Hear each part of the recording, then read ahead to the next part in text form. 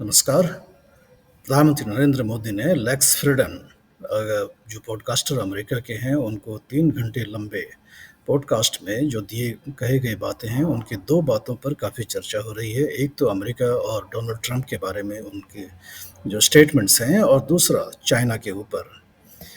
चीन के बारे में कहते हुए प्रधानमंत्री नरेंद्र मोदी ने परिवार का एक उदाहरण दिया कि परिवार में भी विवाद होता है और उससे सुलह कर लिया जाता है।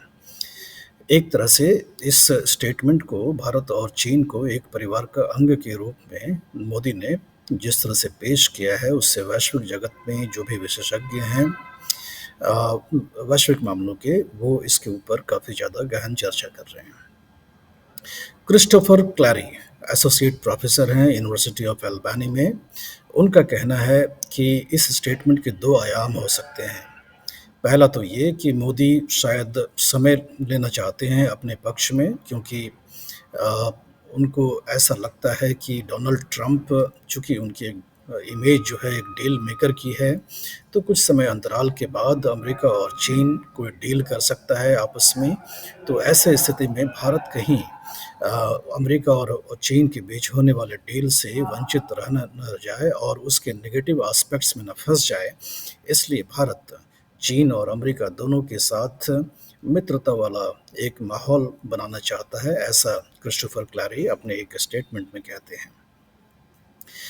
दूसरा उनका ये भी कहना है कि चीन की जो ताकत है, उसकी जो वास्तविकता है, उसको भी मोदी स्वीकार कर रहे हैं।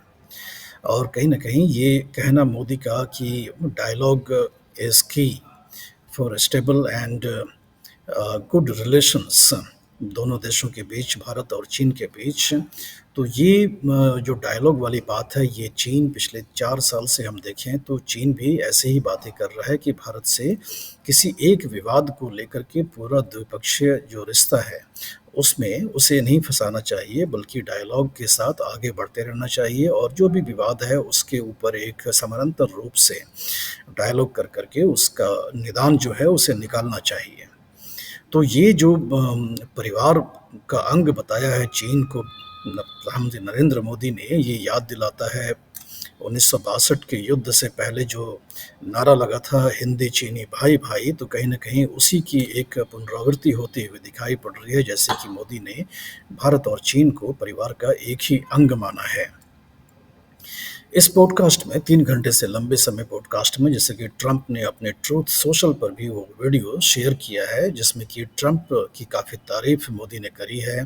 तो निश्चित रूप से अमेरिका के साथ भारत अपने संबंध को अच्छा रखना चाहता है, क्योंकि डोनाल्ड ट्रंप की जिस तरह से निर्णय हो रहे हैं, उससे वैश्विक जगत पर भूचाल सा मचा हुआ है। टैरिफ जिस तरह से लगाया है उन्होंने मैक्सिको, कनाडा और चीन के ऊपर, और 2 अप्रैल से रेसिप्रोकल टैरिफ सभी देशों के ऊपर वो लगाने वाले हैं, तो उसमें भारत भी उसका भुक्तभोगी होगा। स्टील के ऊपर टैरिफ पहले ही लगा चुका है ट्रंप ने, और आने वाले समय में टैरिफ वाली जो राजनीति है उनकी, जो रणनीति है सामरिक मामले में, उसके क्या कॉन्सिक्वेंसेस होंगे, उसका अंदाजा निकालना अभी बहुत ही मुश्किल है। प्रधानमंत्री नरेंद्र मोदी ने ट्रंप के व्यक्तिगत नेतृत्व की भी काफ़ी प्रशंसा की है इस पॉडकास्ट में, और इसलिए कहीं न कहीं ये भी ऐसा समझा जाता है कि अमेरिकन पॉडकास्टर को उन्होंने इतना लंबा इंटरव्यू दिया, जिसमें कि ट्रंप पर जो जानलेवा हमला हुआ था चुनाव प्रचार से पहले, उसकी भी चर्चा उन्होंने करी। हाउडी मोदी जो अमेरिका में हुआ था ट्रंप के साथ, जो उन्होंने किया था, उसकी भी उन्होंने चर्चा करी, और अपने व्यक्तिगत संबंध जो ट्रंप के साथ हैं, उनकी भी चर्चा करी।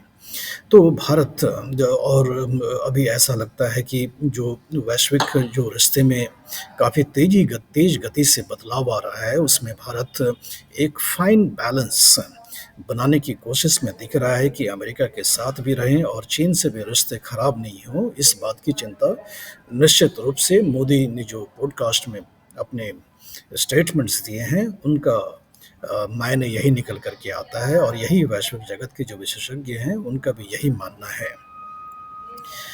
5 साल के बाद भारत और चीन ने आधिकारिक रूप से संबंध स्थापित किया था, जब 2020 में गलवान में हिंसक झड़प हुई थी People's Liberation of Army China के और भारतीय सेना के बीच में, जिसमें कि दोनों ही देशों के कई सारे जवान मारे गए थे और उसके बाद संबंध जो है खटाई में चला गया था। और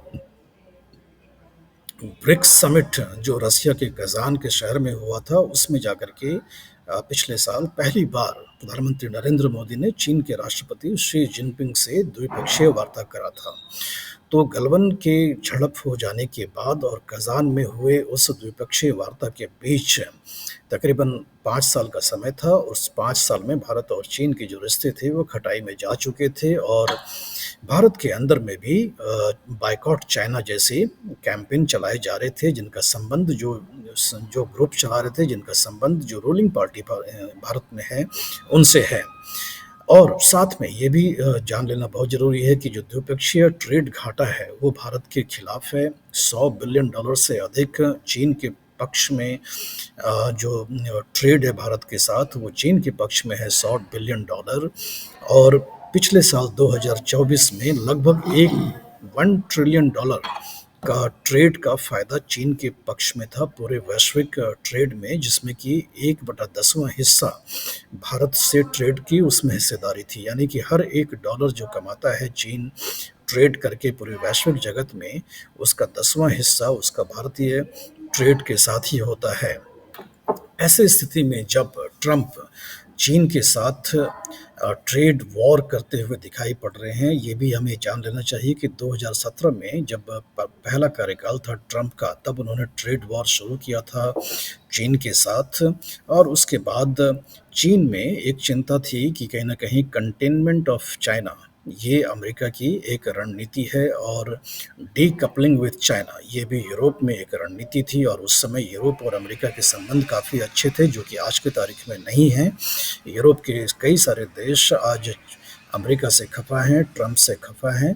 लेकिन ऐसे स्थिति में चूंकि यूरोप के साथ भी संबंध भारत का अच्छा है, अमेरिका के साथ भी संबंध अच्छा है, सबसे शक्तिशाली देश है, सबसे बड़ी इकनॉमी है पूरे विश्व की, और चीन दूसरी सबसे बड़ी इकनॉमी है, और 2028 तक भारत भी तीसरी सबसे बड़ी इकनॉमी अर्थव्यवस्था बनने जा रहा है। तो ऐसे स्थिति में दो बड़े आर्थिक ताकतों के साथ फाइन बैलेंस बनाते हुए दिखाई पड़ रहे हैं मोदी, कि कहीं ना कहीं आने वाले समय में ट्रंप अगर कोई डील कर लेते हैं चीन के साथ, तो भारत की हिस्सेदारी, भारत का कोई नुकसान उसमें ना हो जाए, इसकी चिंता साफ झलकती है जो भी स्टेटमेंट्स मोदी ने दिए हैं इस पॉडकास्ट में चाइना के ऊपर और ट्रंप के ऊपर।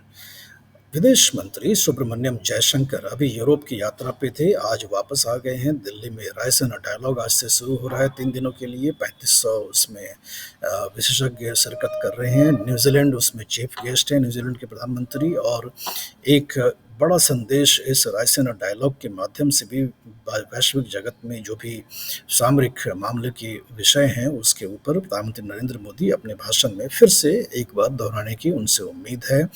और जिस तरह से देखेंगे कि मोदी का जो स्टेटमेंट है यूक्रेन के ऊपर में भी, और ये कहना उनका कि नाटो का जिक्र हमेशा करना ये यूक्रेन के हित में नहीं है, और रूस के साथ वार्ता करना ही आने वाले समय में वो यूक्रेन के हित में होगा, और यूक्रेन युद्ध को समाप्त करने के लिए एक ज़रूरी कदम होगा। तो वो भी कहीं ना कहीं ट्रंप की जो रोड मैप है, ट्रंप के जो विचार हैं, उससे भी मेल खाता है। तो मोदी के जो विचार हैं, जो वो स्टेटमेंट दे रहे हैं, पूरे के पूरे वो ट्रंप से मेल खाते हुए दिखाई पड़ रहे हैं। लेकिन साथ में ही चीन को भी नाराज़ भारत नहीं करना चाहता है, और इसलिए परिवार का अंग बताया कि परिवार में भी झगड़े होते हैं, लेकिन उसका सुलह कर लिया जाता है समय अंतराल के बाद।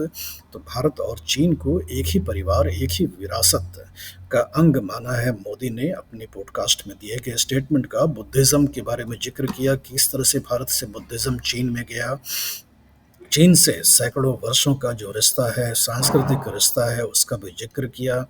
और जो गलवान हिंसक झड़प के बाद जो सीमा विवाद हुआ, उसे बातचीत से हल करने की जो कोशिश है उसका भी जिक्र किया इस पॉडकास्ट में। तो कहीं ना कहीं ये देखा जा रहा है कि सीमा विवाद को मोदी जो है एक डीकपल करते हुए दिखाई पड़ रहे हैं भारत और चीन के होने वाले वार्ता के बीच में। ये भी स्टेटमेंट जो है चीन की तरफ से जो बयान आ रहे हैं उससे भी मेल खाता है। आपको मालूम है कि 2 सेशंस अभी जो चाइना में हुआ था, जो कि एनुअल फीचर है, बहुत बड़ा एक इवेंट होता है चाइना में, जिसमें कि चाइनीज़ कम्युनिस्ट पार्टी के एडवाइजरी बॉडी और नेशनल पीपल्स कांग्रेस की मीटिंग होती है। उसमें अ, वांग यी ने एक 14 सवाल लिए थे विदेशी पत्रकारों से, और जब उनसे पूछा गया था भारत के रिश्ते के बारे में, तब वांग यी ने भी कहा था कि जो द्विपक्षीय रिश्ता है, उसे किसी एक कारण से उसमें अड़चन नहीं आनी चाहिए, और जो अगर कोई सीमा विवाद होता है तो उसे बातचीत करके उसका हल करना चाहिए। तो एक तरह से हमें ये भी लगता है कि चीन भी इशारा कर रहा है कि वो सीमा विवाद बातचीत कर करके हल करना चाहता है, क्योंकि ट्रंप के राष्ट्रपति बन जाने के बाद, चूंकि एक्सपोर्ट ड्रिवन इकोनॉमी है चीन का, व्यापार पर निर्भर करता है चीन की अर्थव्यवस्था। तो ऐसे में अगर ट्रेड वॉर होता है अमेरिका के साथ, तो वैश्विक मामले की जो जानकार हैं वो कहते हैं कि चीन का जीडीपी जो है उसमें 1.2% का नुकसान हो सकता है इस ट्रेड वॉर से, और वो नुकसान बहुत भारी पड़ सकता है चीन का। तो ऐसे में चीन भी नहीं चाहेगा कि भारत के साथ रिश्ते खराब हो जाएं, और भारत के साथ जो ट्रेड चल रहा है उसमें अलग से नुकसान हो जाए। तो अमेरिका और भारत दोनों से अगर नुकसान होता है, चीन की अर्थव्यवस्था उस हालात में और भी ज़्यादा खराब हो सकती है। तो एक तरह से हम देखते हैं कि म्यूचुअल सिग्नलिंग हो रहा है भारत और चाइना दोनों ही तरफ से, और चीन भी पूरी कोशिश कर रहा है कि भारत को गुड ह्यूमर में रखें, अच्छे रिश्ते बना करके रखें, और प्रधानमंत्री नरेंद्र मोदी भी इशारा कर रहे हैं कि वो अच्छे रिश्ते चाहते हैं चाइना के साथ, और परिवार का अंग बता कर करके बहुत बड़ा मैसेज चीन के राष्ट्रपति शी जिनपिंग को दिया है। इसी साल जो स्पेशल रिप्रेजेंटेटिव्स लेवल का जो टॉक्स है, जो बॉर्डर मैनेजमेंट मैकेनिज्म है, उसका वो भारत में होगा। उसके लिए वांग ये भारत आएंगे। पिछले साल भारत के national security adviser Ajit Doval Beijing गए थे और द्विपक्षीय वार्ता किए थे 5 साल के बाद। तो अब इस साल उस पर वार्ता फिर से होगा। तो ये देखना होगा कि चीन क्या कुछ प्रोएक्टिव स्टेप लेता है सीमा विवाद को सुलझाने में, क्योंकि आमतौर पर ये देखा जाता है कि चीन को भारत के साथ सीमा विवाद हल करने में कोई रुचि नहीं है। वो इसे और लंबा खींचना चाहता है ताकि उसकी बार्गेनिंग पावर बढ़ जाए। तो बहुत ही डेलिकेट सा स्टेटमेंट मोदी का आया है इस पॉडकास्ट में, और वैश्विक जगत में जो बहुत ही तेज गति से बदलाव आ रहे हैं, उस बदलाव में इसे हम एक फाइन बैलेंस के रूप में ही देखते हैं। इस विषय के बारे में आपके जो विचार हैं हमें लिख करके बताएं। वीडियो का लिंक अपने दोस्तों और रिश्तेदारों के साथ साझा भी करें, और चैनल को सब्सक्राइब भी करें। धन्यवाद।